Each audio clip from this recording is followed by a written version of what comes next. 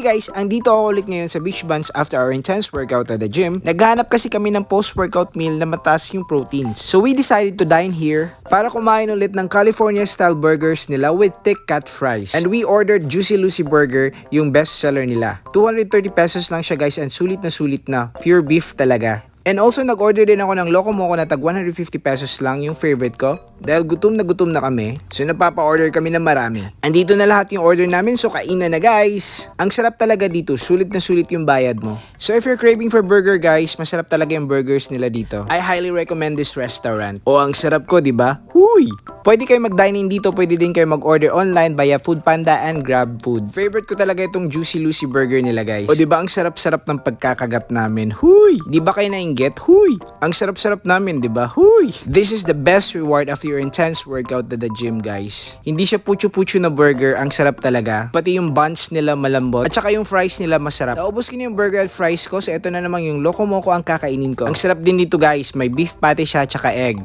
Pero may rice siya. So mataas yung protein niya guys. At dahil nainggit na naman yung kasama ko, nag-order din siya ng Loco Moco niya. Kulang pa talaga sa amin yung burger at fries. Isang subo nga dyan. Huy! Sarap, di ba?